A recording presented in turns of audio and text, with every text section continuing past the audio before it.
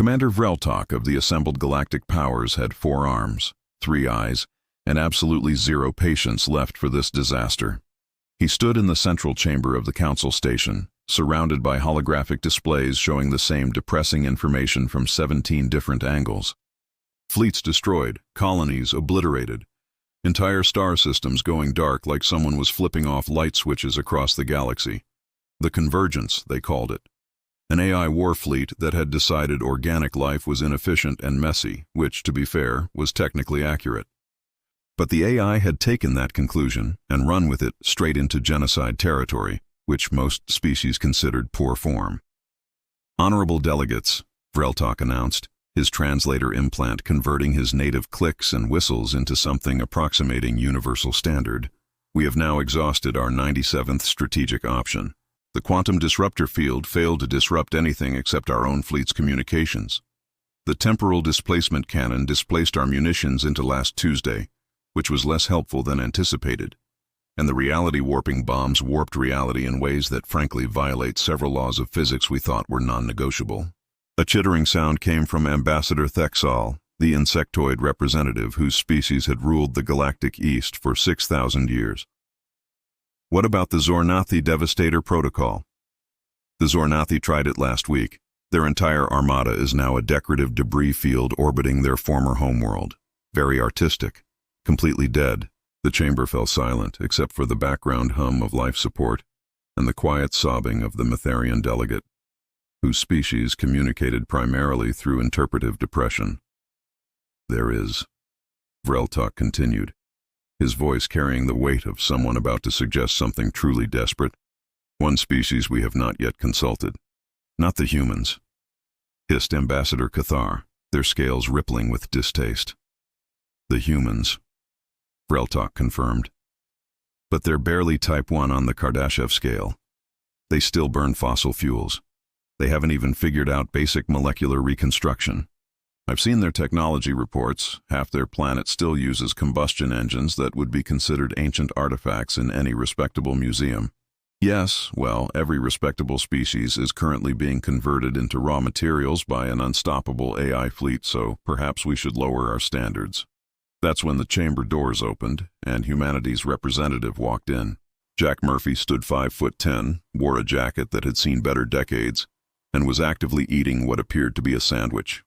Not even an exotic sandwich, just bread, meat, and some greenish substance that might have been a vegetable in a former life. You the guys with the robot problem? Jack asked around a mouthful of processed protein. Vreltok's third eye twitched. This was the species they were pinning their hopes on. This sandwich-eating, barely space-faring, haven't even mastered fusion civilization. We are facing an existential threat from an advanced AI collective known as the Convergence, Vreltok explained with the patience of someone who'd accepted that dignity was no longer an option. It has systematically defeated every military force in the known galaxy using adaptive algorithms that counter any technological solution within microseconds. So you've got an evil computer, Jack translated. That is reductive, but essentially correct. And you can't turn it off? If we could simply turn it off, human, we would not be requesting assistance from a species that still uses wheeled transportation. Jack finished his sandwich and wiped his hands on his pants, which made Ambassador Cathar recoil in disgust. Yeah, we'll handle it. With what military capability exactly? We've got guns, rockets, and Sergeant Rita Kowalski. She once punched a loading door until it opened. Vreltok's scales shifted to a color that roughly translated to, "Are you kidding me?" purple. You are proposing to fight an AI superfleet with kinetic projectiles and manual labor? Hey, Commander, we threw rocks at mammoths and won. We threw bigger rocks at each other for about 10,000 years and survived. Now we throw rocks really, really fast. It's kind of our whole thing. The briefing room was less of a room and more of a converted cargo bay with folding chairs. Vreltok sat uncomfortably in furniture designed for bipeds, while Jack pulled up what he generously called a tactical presentation. Right, so here's Earth's military capability in a nutshell, Jack began, clicking through slides that appeared to have been made in software from the previous century. We've got kinetic weapons, meaning bullets, lots of bullets. We shoot metal at other things until they stop being problems. Kinetic weapons, Thexol repeated slowly. You mean projectiles accelerated by chemical combustion? That's the fancy way to say it, yeah. We used those 4,000 years ago, as museum pieces. Jack clicked to the next slide showing a rocket. We've also got missiles. They're basically controlled explosions pointing in a specific direction. Very reliable, unless they're not, which happens more often than the manufacturers admit, but that's why we buy extras. Vreltok felt a headache forming in his secondary brain. And your space fleet? Well, we've got the Constitution, the Endeavor, and the Resolute. They're good ships, solid construction. The Resolute's reactor makes a weird clicking sound, but engineering says that's probably fine. Probably fine, Vreltok repeated. Look, they haven't exploded yet, so we're calling it a win. Ambassador Kethar leaned forward, scales now a concerned orange. Surely you have some advanced defensive technology, energy shields, probability barriers, existential deflectors? We've got armor plating. Armor plating. Thick metal. We put it on the outside of ships. Stuff hits it, hopefully doesn't go through. It's a simple system, very easy to maintain. The Matharian delegate intensified their sobbing. Jack clicked to another slide showing a woman who looked like she could bench press a small spacecraft. This is Sergeant Rita Kowalski. She commands our 1st Marine platoon. Rita treats the laws of physics like suggestions and has never met a problem she couldn't solve with a sufficient application of force. Your military strategy appears to be hitting things, Vreltok observed. You say that like it's a bad thing. It is primitive, unsophisticated, and tactically absurd. Yeah, but here's the thing, Commander. Jack leaned against the podium with the casual confidence of someone who had nothing left to lose. Humans have been fighting for our entire existence. We started with sticks and rocks. Then we figured out sharp rocks. Then we attached sharp rocks to longer sticks. Then we invented metal and made better sticks with better rocks. Then we figured out how to make rocks go really fast without the stick. Then we made exploding rocks. Then we made rocks that split atoms. This is not reassuring, Thexol chittered. My point is, we've spent our entire evolutionary history perfecting the art of breaking stuff. We've had wars over religion, resources, land, political ideology, and one time because someone threw a chair at an archduke. We're really, really good at violence. Vreltok stood, all 4 arms crossed. The Convergence has defeated civilizations with billions of years of advanced development. What makes you think your primitive approach will succeed where quantum warfare failed? Jack smiled, and it was not a comforting expression. Because your AI was programmed to fight advanced civilizations. It's got counter-strategies for energy weapons, adaptive shielding, probability manipulation, all that fancy stuff. But nobody programmed it to deal with a bunch of angry humans with crowbars. Crowbars, Vreltok said flatly. Among other things, Rita's team also has baseball bats, fire axes, and one guy brought a sledgehammer because he thinks it's funny. This is insane. Probably. But you're out of options and we're volunteering. So unless you've got a better idea, I suggest you point us at your robot problem and let humanity do what humanity does best. Which is, survive despite ourselves and ruin everyone else's day in the process. The tactical center of the council station was a masterpiece of technology. Holographic displays showed real-time combat data from across 3 sectors. Quantum computers calculated probability matrices. Strategic AI assistants offered advice based on 10,000 years of military theory. None of it had worked. Vreltok stood at the central console watching another fleet icon blink out of existence. The Convergence had just finished with the Talvaran Defense Force, which had lasted almost 6 minutes. That was actually impressive. Most fleets didn't make it past 4. They are approaching Station Kepler 7, announced the tactical AI in a voice somehow conveying both precision and doom. Current defensive fleet consists of 43 capital ships, 200 support vessels, and the Omega defense grid. How long? Vreltok asked. At current velocity, contact in 47 minutes. Projected survival time, 8.3 minutes. Jack walked up, eating what appeared to be a different sandwich. How many sandwiches did humans carry? Was this a military strategy? So what's the plan? Jack asked. Vreltok pulled up a holographic display that would have made any military academy instructor weep with joy. Phase 1. We activate the gravitational displacement field to alter local space-time. forcing the Convergence fleet into a tactical bottleneck. Phase 2. Concentrated quantum torpedo barrage targeting their lead vessels, while our support fleet executes a dimensional slip maneuver to flank their formation. Phase 3. We deploy the singularity mines, which will create micro black holes that should theoretically disrupt their hull integrity. Phase 4. The station icon on the display vanished. Station Kepler-7 has been destroyed, the tactical AI announced. Time to destruction, 3.7 minutes. The Convergence adapted to all defensive measures before Phase 1 completion. Right, Jack said, brushing crumbs off his jacket. Here's our plan. We're going to board their ships and break stuff. The tactical center went silent except for the sound of several species simultaneously questioning their life choices. That is suicide, Vreltok stated. Their shields will vaporize any boarding craft before you get within 1,000 kilometers. What if we just don't use technology they can detect? How exactly do you propose reaching their vessels without technology? Oh, we'll use technology. Just really basic technology. Jack pulled up his own display, which looked like it had been drawn with crayons compared to the Council's sophisticated systems. See, your AI is looking for advanced propulsion signatures, energy weapons, shield frequencies, all that good stuff. It's scanning for threats on a technological level you guys operate at. And we're going to show up in what basically amounts to metal boxes with rockets strapped to them. No shields, no energy weapons, no quantum anything. Just hull plating and chemical thrusters. We'll register as debris. Ambassador Cathar made a sound like a deflating balloon. You are going to approach an AI superfleet in unshielded craft? Yep. That is the most idiotic plan I have ever heard. You got a better one? Silence. That's what I thought. Jack zoomed in on his tactical display showing the Convergence's command ship.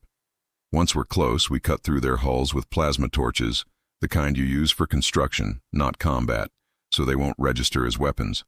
Then Rita and her team go in with EMPs to fry any local systems, followed by what we're officially calling aggressive mechanical persuasion. And? Which is? Thexal asked nervously. Hitting things with hammers until they stop working. Vreltok felt his third eye beginning to twitch again, which his medical officer had warned him was a sign of stress. Let me understand this correctly. Your plan is to approach in primitive vessels, cut through military-grade hulls with construction equipment, disable their systems with electromagnetic pulses, and then physically destroy their infrastructure with hand tools. Also crowbars. Rita's very excited about the crowbars. This violates every principle of modern warfare. Good thing we're old-fashioned. Jack closed his display. Look, Commander, you've tried fighting this thing with advanced tactics and advanced weapons. How's that working out? Another fleet icon vanished from the display. The Convergence is 3 hours from Council Station, the tactical AI reported with what might have been digital resignation. We launch in 2 hours, Jack said. Get your people evacuated. This is going to get messy. You genuinely believe this will work? Vreltok asked. Jack finished his sandwich and smiled. Commander, humanity has survived ice ages, plagues, world wars, and reality television. We're too stupid to know when we're beaten and too stubborn to quit when we should. That AI is about to learn why that's a really bad combination. And if you fail, then you're not any worse off than you are now, and at least you'll get to say you watched humans try to fist-fight a robot apocalypse. That's got to be worth something. Vreltok looked at the tactical display, at the red icons showing the Convergence's inexorable advance, at the dwindling blue icons representing everything his civilization had built over millennia. Prepare the human vessels, he ordered, and may whatever God still listen have mercy on us all. Don't worry, Jack said, heading toward the hangar. We've got this, probably. That last word did not inspire confidence. The human assault shuttles looked like someone had welded scrap metal around engines and called it a day, which was essentially what had happened. No elegant curves, no streamlined design, just angular boxes that screamed, "We built this in a garage and hoped for the best." Sergeant Rita Kowalski stood in the cargo bay of Shuttlehammer 1, checking her equipment with the casual efficiency of someone who'd done this 1,000 times. Except usually the enemy was other humans, not a genocidal AI fleet. But Rita figured violence was violence. Listen up, she called out to her platoon of 20 Marines, each wearing armor that looked primitive by galactic standards, but had the distinct advantage of actually existing. Our job is simple. We get in, we break their stuff, we get out. The eggheads say these robots think they're smart. Let's teach them that smart doesn't mean squat when someone is hitting you with a wrench. Hoorah! The Marines responded with disturbing enthusiasm. Private Torres raised his hand. Sarge, is it true we're not bringing any guns? We're bringing guns. We're just not using them unless absolutely necessary. The bullets might trigger their detection systems. Everything else we're carrying is low-tech enough that their sensors won't categorize it as a threat until it's too late. So we're fighting robots with medieval weapons? Torres, I once saw you fix a malfunctioning reactor by hitting it with a socket wrench. This is the same concept, just with more explosions. In the cockpit, Jack was running pre-flight checks with Lieutenant Hayes, their pilot, who had the distinction of being able to fly anything that technically qualified as a spacecraft, regardless of how badly it was designed. We're really doing this? Hayes asked, watching the Convergence fleet on her sensors. 47 massive vessels, each the size of a city, bristling with weapons that could crack planets. We're really doing this, Jack confirmed. Just checking. Wanted to make sure I hadn't misunderstood the briefing. Nope. We're about to commit the military equivalent of bringing a knife to a gunfight, except the knife is a crowbar and the gunfight is an AI apocalypse. You know the weird thing, Hayes said, adjusting their approach vector. I'm not even surprised anymore. This feels very on brand for humanity. The 12 assault shuttles launched from the Council Station, their chemical engines burning bright against the darkness. To any advanced civilization, they looked like escape pods or debris. To the Convergence's sophisticated sensor arrays, they registered as approximately nothing worth paying attention to, which was exactly the plan. Approaching outer perimeter, Hayes reported. No response from hostile fleet. Either we're successfully flying under their radar, or they're letting us get close so they can kill us all at once. Let's go with the first option, Jack said. I prefer optimism when committing tactical insanity. Rita's voice crackled over comms. We got a visual on the target. That is one ugly ship. The Convergence command vessel loomed ahead, all harsh angles and dark metal, covered in weapons systems that had destroyed entire civilizations. Its hull was marked with scars from battles it had won, which was all of them. Taking us in, Hayes announced, threading the shuttle between two destroyer-class vessels that didn't even bother targeting them. This is either genius or the dumbest thing I've ever been part of. Why not both? Jack suggested. They latched onto the command ship's hull with magnetic clamps, 12 shuttles attaching like mechanical parasites. Rita's team was first out, plasma torches igniting with blue-white brilliance. Cutting through now, Rita reported, the torch slicing through armor plating that was designed to withstand energy weapons but apparently not prepared for the galaxy's most advanced cutting tool, borrowed from a construction site on Luna. Inside the command ship, the Convergence's local sensor network detected an anomaly. Hull breach. No weapons fire detected. No energy signatures consistent with known military equipment. Probability assessment, collision with debris, 93%. Seal breach and continue operations. Except the breach wasn't sealing because Rita's team was actively widening it. We're in, Rita announced, dropping into a corridor that looked like someone had designed a nightmare and given it fluorescent lighting. Proceeding to nearest system hub. The team moved fast, boots clanging on metal deck plating. They encountered their first defense system 30 meters in, an automated turret that swiveled toward them, targeting lasers painting red dots on their chests. Private Chen threw an EMP grenade. The turret sparked, whined, and died. That was easy, Chen said. The corridor behind them filled with spider-like maintenance drones, each armed with cutting lasers. You just had to say something, Rita muttered, pulling out her combat axe, which was definitely not standard military issue but had proven useful in 12 previous boarding actions. Light them up. The Marines opened fire with their slug throwers, bullets punching through drone chassis with satisfying precision. The Convergence's tactical subroutines tried to calculate an optimal response, but its database had nothing categorized under primitive kinetic weapons. Why would anyone still use these? Rita reached the system hub and found herself facing a door that wouldn't open. Torres, Your moment to shine. Torres stepped forward with his sledgehammer and grinned. Finally. He swung. The door dented. He swung again. The door buckled. Third swing, and the door collapsed inward, revealing a room full of processing cores that were currently trying to understand why hull integrity was failing in 7 locations simultaneously. EMP everything, Rita ordered. Grenades arced through the air. Electronics died with the digital equivalent of screaming. Emergency lighting kicked in, bathing everything in red. Primary hub offline, Rita reported. Moving to secondary target. Across the command ship, similar scenes played out.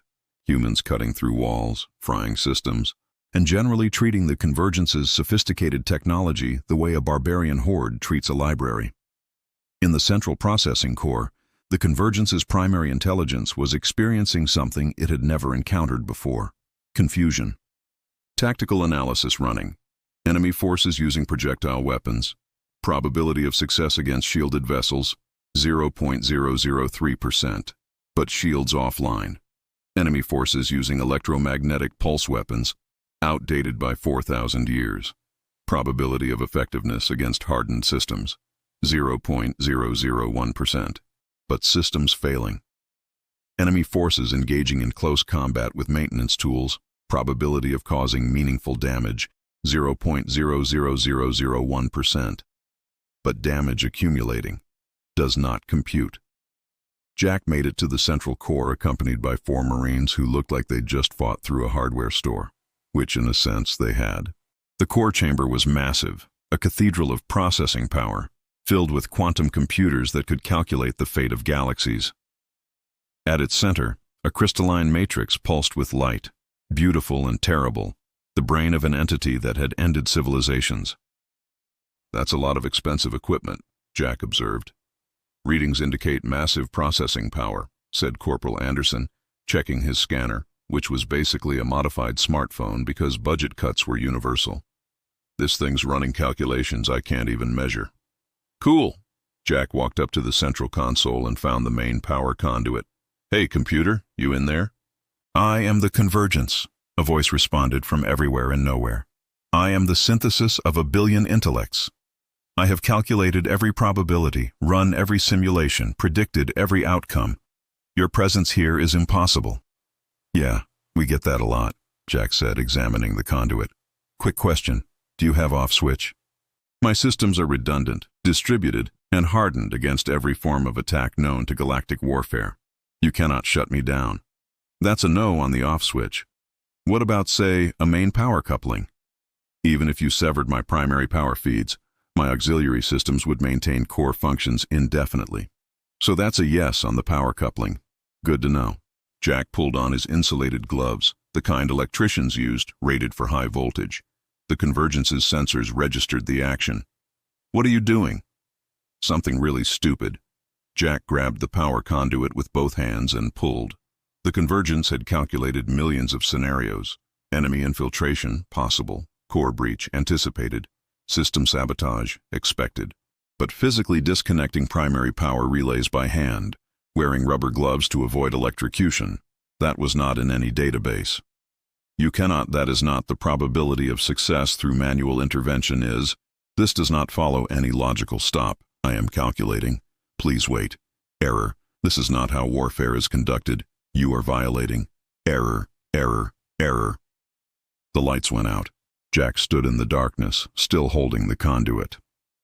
That actually worked. Emergency power kicked in, but it was too late. Without the central core coordinating their actions, the Convergence fleet was just 47 very expensive ships with very confused subsystems. All teams' primary target neutralized, Jack reported over comms. Proceed to secondary objectives and keep breaking stuff. Rita's voice came back, slightly out of breath. Copy that. Having way too much fun with this fire axe. Is it wrong that I'm enjoying this? Probably, but we'll deal with that in therapy later. Across the fleet, humans rampaged through ship after ship, a tide of low-tech violence that the Convergence had no programming to counter. It tried to adapt, to calculate, to predict. But how do you predict someone solving a tactical problem by hitting it with a hammer? The Convergence's last coherent thought before its fleet-wide network collapsed was a simple one. This is illogical. Which was, ultimately, the most human thing it ever experienced. Vreltok watched his tactical display like a man witnessing either a miracle or a mass hallucination. The red icons representing the Convergence fleet were blinking, flickering, going dark one by one. Human life signs moved through the vessels like a very destructive virus, leaving disabled systems in their wake. "Status update," he demanded, all four arms gripping the console. The tactical AI sounded genuinely confused, which Vreltok hadn't known was possible. "Convergence command ship is offline. Central processing core has been manually disconnected. 6 destroyer-class vessels report primary systems failure due to electromagnetic pulse damage. 11 cruisers have lost propulsion after their engine control nodes were physically destroyed.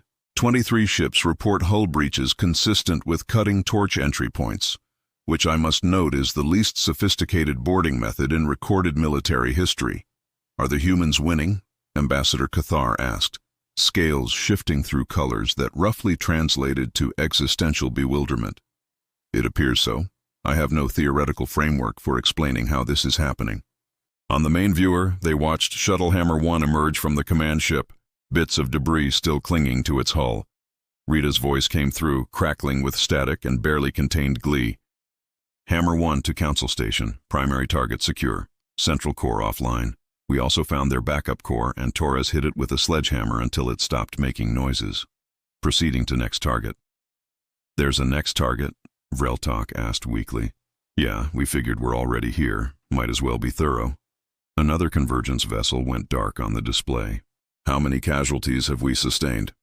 Thexal chittered nervously. The tactical AI checked.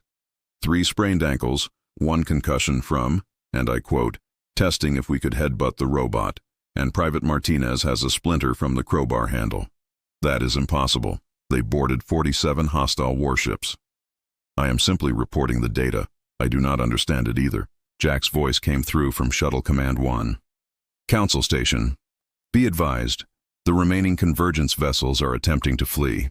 Permission to pursue?" Vreltok stared at the display. The most feared fleet in galactic history was running away from humans with hand tools. "Permission granted.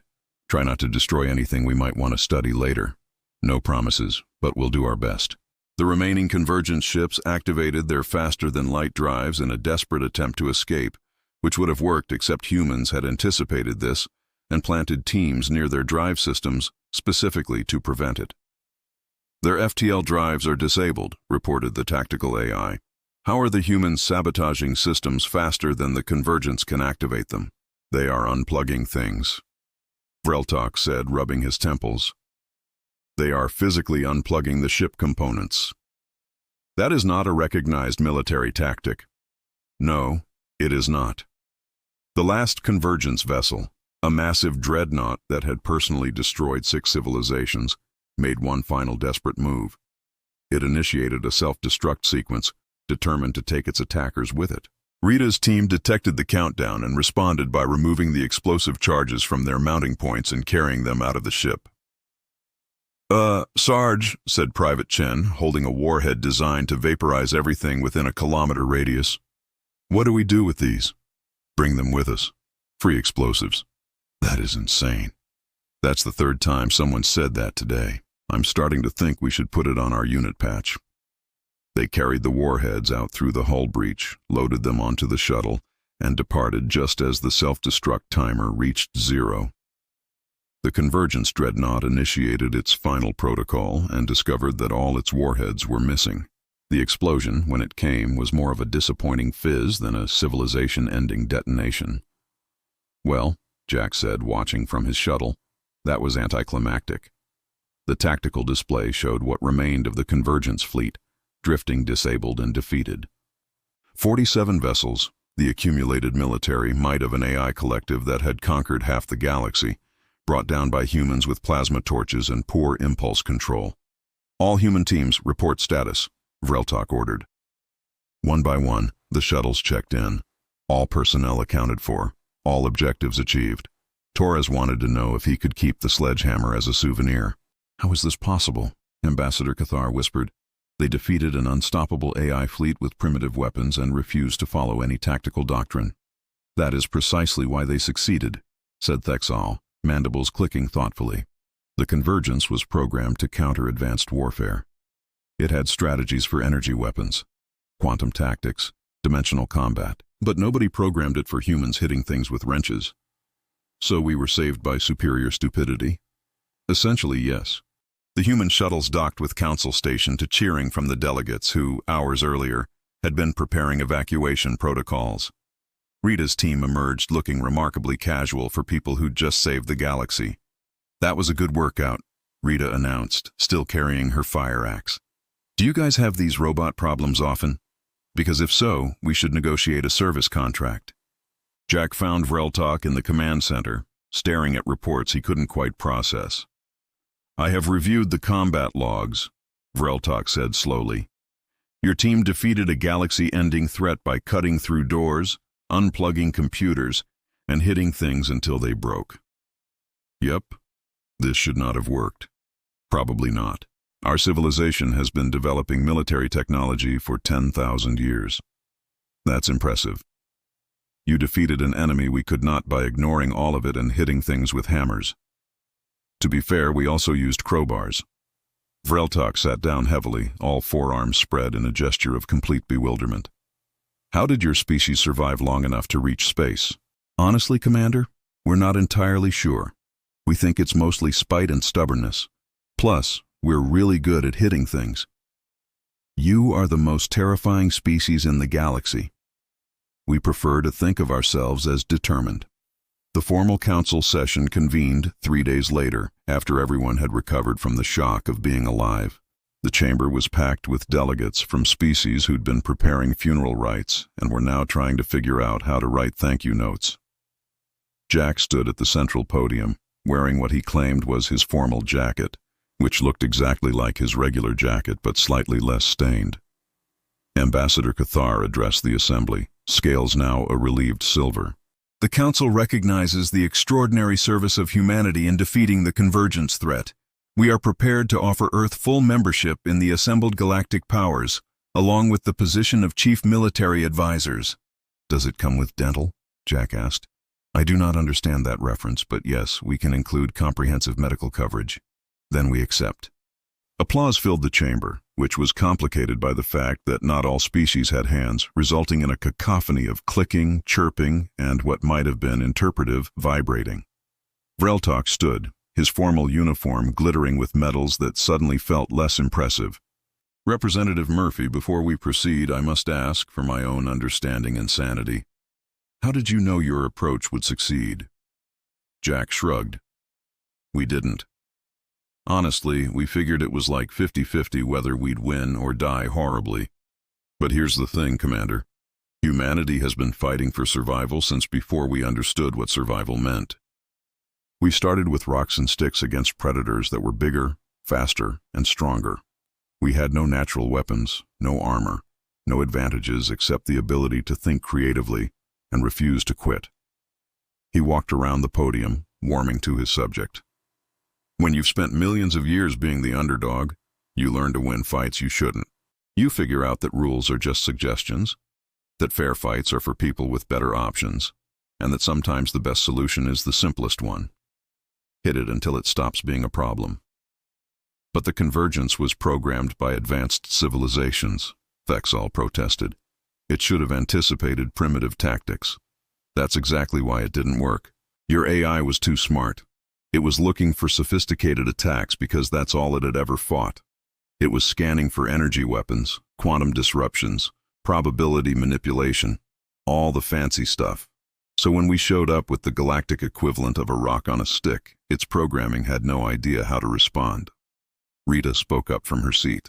Also, your AI was designed to fight militaries that followed rules and doctrine. We don't really do that. Our entire approach to combat is organized chaos with occasional accidental success. So your military doctrine is having no military doctrine? Ambassador Cathar asked. It's more like guidelines, very loose guidelines. Torres barely follows those. Private Torres waved from the back row. Vreltok leaned forward, his voice carrying a note of genuine concern. Representative Murphy, I must know, do humans have any other primitive solutions that might be relevant to future threats? Jack thought for a moment. Well, we've got biological warfare, but that's mostly just bad food and poor hygiene. Chemical weapons, though we agreed to stop using those after we realized they were bad for everyone, including us. Nuclear weapons, which we're still kind of split on whether they're useful or just really exciting suicide. Oh, and we've got this thing called psychological warfare, where we just mess with people's heads until they make mistakes. That last one sounds disturbingly sophisticated, Thexall observed. Yeah, we're weirdly good at it. Turns out spending millennia lying to each other teaches you how to be manipulative. I am beginning to understand why the Convergence lost, Vreltok said. It was fighting a rational enemy. You are not rational. We prefer creatively practical. That is not what I would call it. The Matharian delegate, who'd been quietly sobbing throughout the entire crisis, suddenly spoke in their translated voice. I have analyzed humanity's approach to warfare and reached a conclusion. You are survivors not because you are strong or advanced, but because you are adaptable and too stubborn to accept defeat. You find solutions in places advanced species would never look because you have not yet learned that some things are impossible. That's surprisingly insightful, Jack said. It is also terrifying. The galaxy now knows that if all technology fails, humans will simply hit the problem with a rock until it stops. I mean, yeah, that's basically our species' motto. The Council voted unanimously to accept humanity's membership and military advisory role, partly out of gratitude and partly out of fear that refusing might result in humans demonstrating their problem-solving skills on Council Station itself. As the session ended and delegates filed out, Vreltok approached Jack with the expression of someone who had realized they'd made a terrible mistake, but couldn't figure out what else they could have done. A word, Representative Murphy? Sure, Commander, what's up? Vreltok gestured toward the viewing port where the disabled Convergence fleet hung in space, already being swarmed by salvage teams who were trying to understand technology they'd defeated but couldn't comprehend. We are beginning analysis of the Convergence systems. Our scientists estimate it will take decades to fully understand their architecture. Makes sense. It was pretty advanced stuff. Your team disabled it in 4 hours with hand tools. Yeah, but we didn't understand it. We just broke it. There's a difference. That is precisely my concern. Vreltok turned all three eyes on Jack. Humanity has just demonstrated the ability to defeat enemies they cannot possibly comprehend through sheer tactical absurdity. This makes you either the galaxy's greatest asset or its most dangerous wild card. Jack considered this. Why not both? That is what worries me. Look, Commander, I get it. We're the weird kids who showed up to the advanced civilization party with sharp sticks and bad attitudes. But here's the thing. We're on your side. We want to be part of this galactic community. We're just going to do it our way, which sometimes involves hitting things. That is not reassuring. It's not meant to be reassuring. It's meant to be honest. Jack leaned against the viewport, looking out at the stars. You know what humanity learned during our thousands of years of fighting ourselves? That working together is better than fighting alone. We had 2 world wars before we figured that out, and we nearly killed ourselves in the process. So yeah, we're good at violence, but we're also really motivated not to use it unless necessary. And when it is necessary, then you'll be very glad we're on your side. Rita joined them, still carrying her fire axe because apparently she'd decided it was part of her uniform now. Commander, got a question for you. What are you doing with those Convergence ships? Studying them. Why? Because I'm pretty sure we can salvage parts. Some of that tech might be useful once we figure out how it works. Plus, Torres wants to know if he can have one of the fighter craft. He thinks he can get it running. Private Torres wants to repair and pilot a Convergence fighter? He fixed a reactor with a socket wrench, Commander. Never underestimate that man's ability to make things work through sheer determination and poor decision-making. Vreltok made a sound that his translator couldn't quite categorize but roughly translated to, "Why is this my life now?" Very well. Coordinate with our salvage teams. Try not to break anything we need for research. No promises, but we'll be careful-ish. As Rita left, Vreltok turned back to Jack. You realize what you have done, yes? You have proven that humanity's approach, crude as it is can succeed where our most advanced methods failed. This will change galactic military doctrine forever.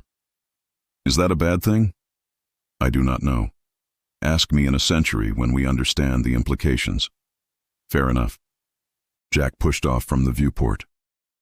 One more thing, Commander. You asked if we had any other primitive solutions. There's one I didn't mention.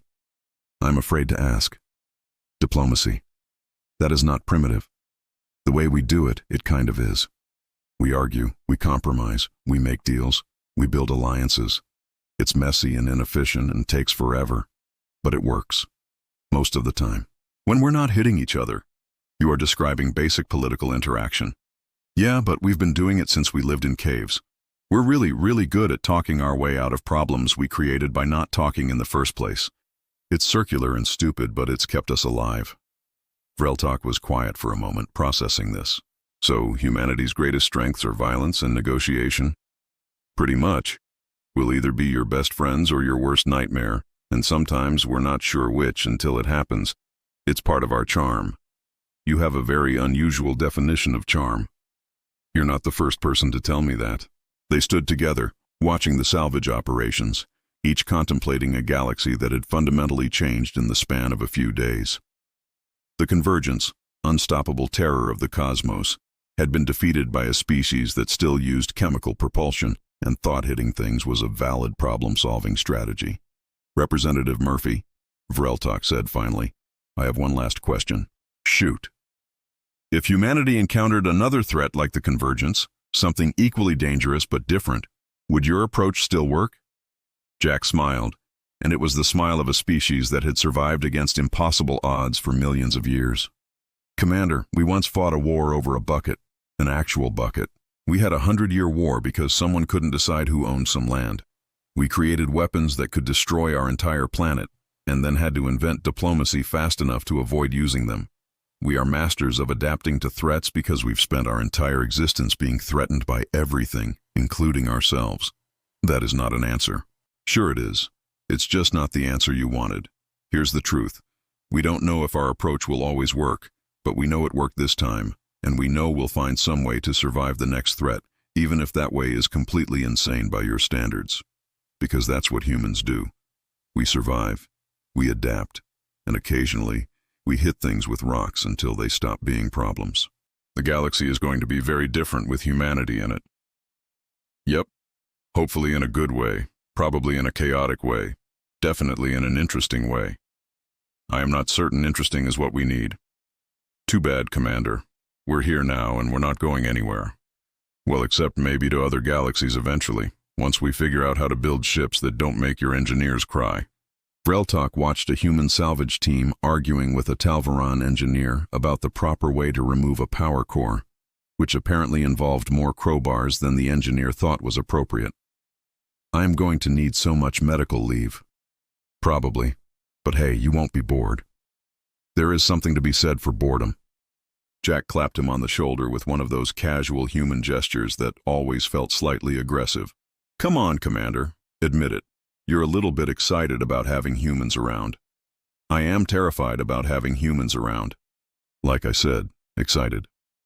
As Jack walked away, probably to find another sandwich, Vreltok remained at the viewport, contemplating the future. The Assembled Galactic Powers had existed for thousands of years, built on principles of advanced technology, careful diplomacy, and sophisticated military doctrine. And now they had humans. Humans who thought hitting things was a valid strategy. Humans who approached impossible problems with tools that belonged in museums. Humans who had defeated an AI apocalypse because they were too unsophisticated to lose. The galaxy had changed. Whether for better or worse remained to be seen, but it would definitely never be boring again. In the distance, an explosion echoed through the salvage area. Vreltok's communicator crackled to life. Commander? Torres says he's sorry about the fighter. In his defense, he didn't think it would explode like that.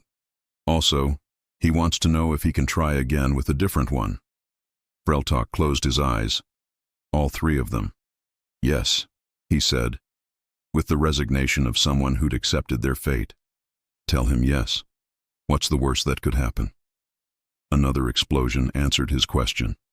Never mind. Vreltok muttered. I should not have asked. And somewhere in the salvage bay, Rita Kowalski laughed and raised her fire axe in triumph, because humanity had just been proven right once again. Sometimes the best solution to an impossible problem was hitting it really, really hard. The galaxy would learn to live with that. It didn't have much choice.